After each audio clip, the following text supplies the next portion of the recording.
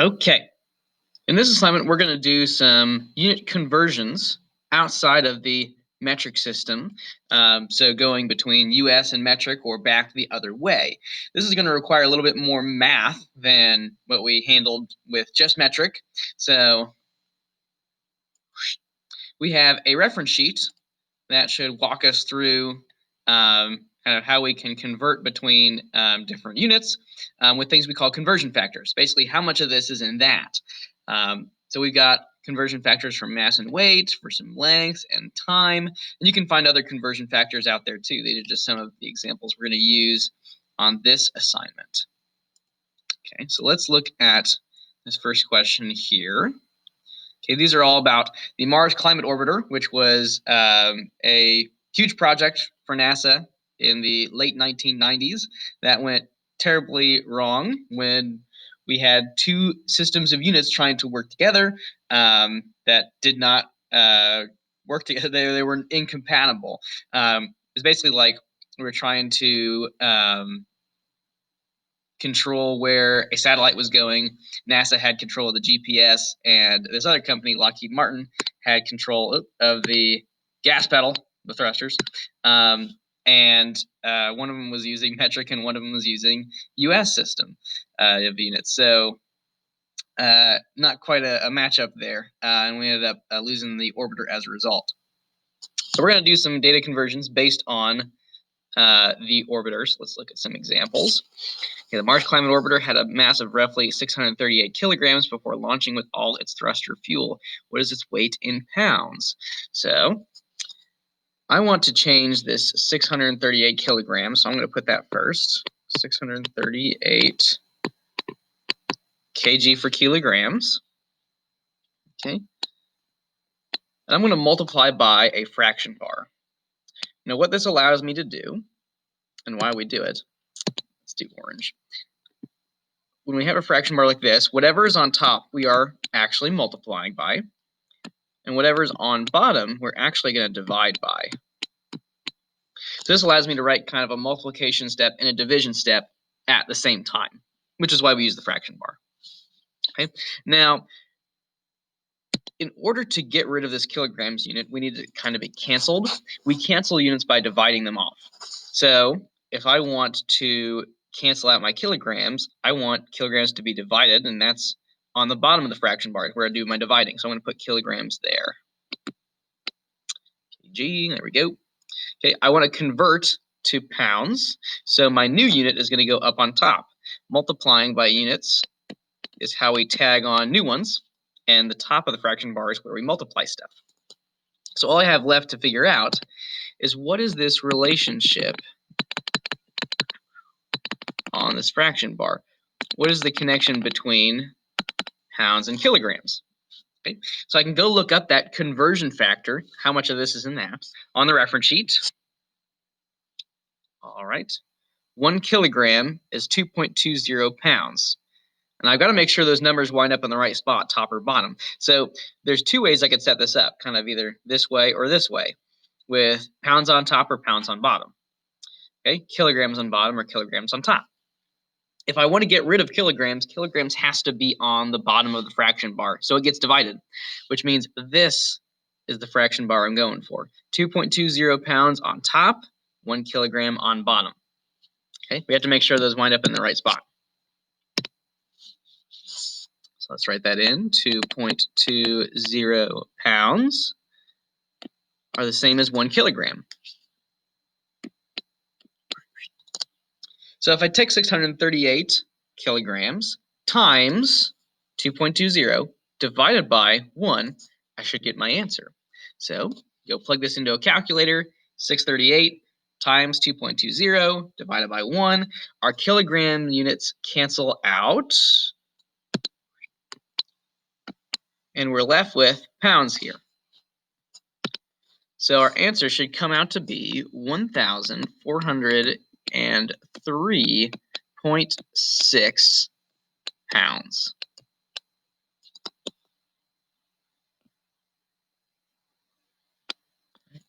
And that's how we do our conversion. Now, other conversions work basically the same way. So as long as we get that, we got to put the old unit on bottom so it gets divided, and the new unit on top so it gets multiplied, and then make sure our conversion factor is correct, that we got the right numbers with the right units. You can do any conversion. So let's try another example. Using our answer from question 1 above, so this guy right here, what is the climate orbiter's original weight in tons? Okay, well, I'm trying to figure out tons. Let's go check our reference sheet.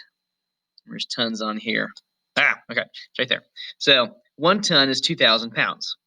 So I can make a conversion between pounds and tons using that conversion factor. So picking up where I left off, I'm going to take this 1,403.6 and use it in this next problem. Let's do blue this time. Okay, so 1,403.6 pounds. Right there. Now, I don't want pounds anymore. Now pounds is the old unit. I want to get rid of it. And the new unit I want is tons. So let's set up a conversion factor to our fraction bar there. Okay. In this case, again, I want to get rid of pounds, so pounds has to go on bottom. Okay, which means our unit of tons is going to be on top. All right. Go back to our reference sheet just to double check. There are 2,000 pounds in 1 ton. So I got to make sure the 2,000 is with the pounds, the 1 is with the ton. Right? And since I'm trying to get rid of pounds, I don't want this one. I want this guy right here. 1 ton on top, 2,000 pounds on bottom. So 1 ton is the same as 2,000 pounds. So this fraction bar is my conversion factor. Tells me the relationship between pounds and tons. Okay, and then to work out the math, I just have to remember that we multiply by the top and we divide by the bottom. So I can take 1,403.6 times 1 divided by 2,000. My pounds units should cancel out. What I'm left with is about 0.7018 or so on my calculator. Now you might see this rounded off a little bit differently. This is tons now. Tons. Okay. So you might see this rounded off differently, either on your calculator or in the answers that you're kind of picking from on the assignment. So it's okay to round a little bit. Not every number that your calculator spits out is going to be important in your answer. So usually I round like 2 or 3 decimal places. So I'm going to do 2 decimal places this time.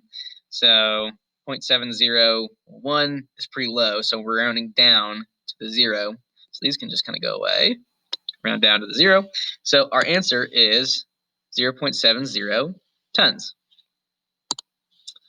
Let's see, I'm going to move a little bit over here so that way it kind of sits next to it. Let's circle it. So the climate orbiter is 638 kilograms, which is the same as 1,403.6 pounds, which is the same as 0.70-ish tons. Okay, all the same amount of weight, just different ways of measuring it. Let's do another one. Suppose the orbiter used up 300 kilograms of fuel. It started with a total mass of 638 kilograms. What was the orbital's final weight in pounds without the fuel? Okay, so this time before we do the conversion, we have to do a little subtraction first. So what this is saying is we started with the orbiter being 638 kilograms, kind of like question 1. All right. It goes and takes off and starts burning through its fuel to propel itself through space. And it uses up 300 kilograms of fuel, which means it's now a little bit lighter, quite a bit lighter. So before I go and convert this new weight in pounds, I have to subtract this out and see how much mass I actually have left. So I take 638 kilograms minus 300 kilograms. That leaves me with, let's see, 338 kilograms. All right. Now I can use that for a conversion.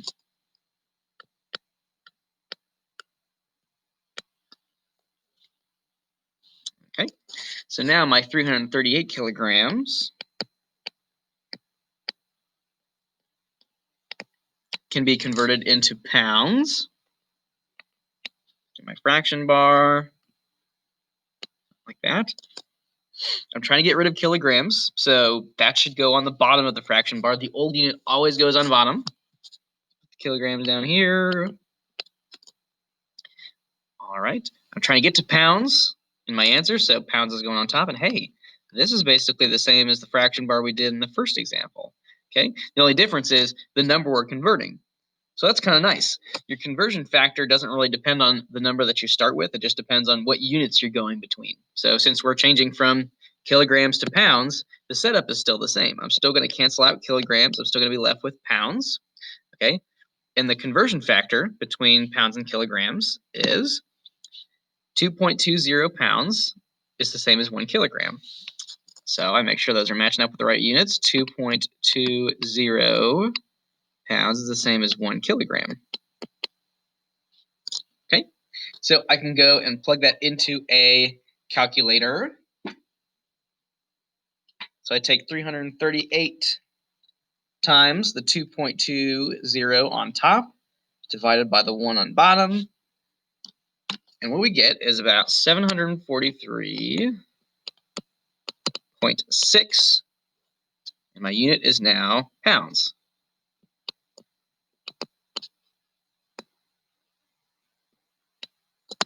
Yep. So all the other conversions on this assignment are going to be like this. You're getting rid of your old unit on bottom, and you're getting your new unit put on top, so it gets multiplied. Okay, multiply by the top, divide by the bottom, you get your answer. Whether we're doing it for days and hours, or pounds and kilograms, or minutes and seconds, it always works the same way. Something to be aware of. If you are doing something that we usually kind of mixed units on, say like 1 hour and 30 minutes, or 5 feet 8 inches, or something like that. You do not have to go and kind of figure out the change, the kind of leftovers. So if you're calculating minutes in this case, and it's not just a single number of minutes, like 10 minutes, and it's like 10.5 or something like that. You don't have to go and change that 0.5 into seconds. You can just leave it as a decimal. So save yourself some time. Just leave the whole thing as a decimal. It's okay to have like something point something minutes. Same thing goes again for length. So down here we're going to be calculating like height and width and stuff like that by converting inches to feet or yards to feet. So leave your answer as a decimal. Don't try and change it into like this many feet, this many inches. You don't need to do that. Okay, I'm going to do one more example. We're going to look at number 9. The length of the Mars climate orbiter was approximately 200 centimeters long. How many feet long was the orbiter? So now that we got kind of the hang of this, let's just jump right in. So 200 centimeters is what we're starting with. I want to convert it. So I make a fraction bar. All right. I'm trying to get rid of centimeters, so it has to go on the bottom of the fraction bar. That way it gets divided. All right. I'm trying to get to feet, so that should go on top. So then I go and look at our reference sheet, and we've got inches and centimeters. We've got feet and inches. We've got yards and feet. But we don't have anything that goes straight from centimeters to feet. That's okay. We just might have to take it in 2 steps. Okay. I don't have centimeters straight to feet, but I do have centimeters to inches, and then I can go from inches to feet for sure. So if I can get my centimeters into inches first, then I can do a conversion from inches to feet to get to the answer that I want. So sometimes one conversion isn't enough. We don't always have a conversion factor that goes straight from one unit to another. All right. So in this case, instead of doing feet right here, I'm going to do inches. And then afterwards, we'll change that inches into feet. So for now, let's see what our conversion factor is for inches and centimeters. So I go back to my reference sheet. Okay, 1 inch is 2.54 centimeters. All right, so out of these two, I'm trying to get rid of centimeters. So my 2.54 should go on the bottom with my centimeters unit. 2.54 centimeters. It's the same as 1 inch. That way, if I multiply by the top and divide by the bottom, my centimeters units goes away. I should have 200 times 1 divided by 2.54. Make some room here. So plug this into a calculator. 200 times 1 divided by 2.54. We get 78.74.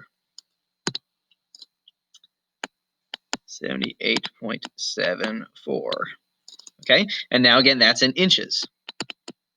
Okay, now before you stop this problem, remember, this is not our final answer. We still need to get this into feet. So we have one more step to do. So let's take the 78.74 inches and convert it into feet. 78.74 inches. We're going to multiply by a fraction bar. All right, this time I want inches on bottom because I'm trying to get rid of inches. And the new unit I want instead is feet. So I'm going to put feet on top.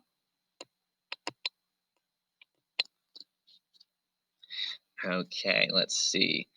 So I need a conversion factor between inches and feet. And this one you might already know off the top of your head, but we can go back and double check the reference sheet. There are 12 inches in 1 foot. So I want to make sure my 12 is with the inches. The 1 is with the foot. So I'll take 78.74 times 1 divided by 12. My inches units should cancel, and what I will be left with is feet. So let's plug that into a calculator. 78.74 times 1 divided by 12 gets me about 6.56-ish feet. Okay, and again, yours might round a little bit differently. So go for the closest answer if you're doing multiple choice. Okay, but that's how I rounded mine. It came out to like 6.561 something something. So I rounded back down to this 6 right here. Okay, I guess the last thing I should bring up is this last question, where we will calculate volume. Okay, so we just found the length in this question here. In the previous 2 questions before that, this guy and this guy, we're going to get the height and the width, which is going to be these numbers here and here. So we're going to end up multiplying the height times the width times the length to get our volume. Okay, so our units are going to be feet times feet times feet.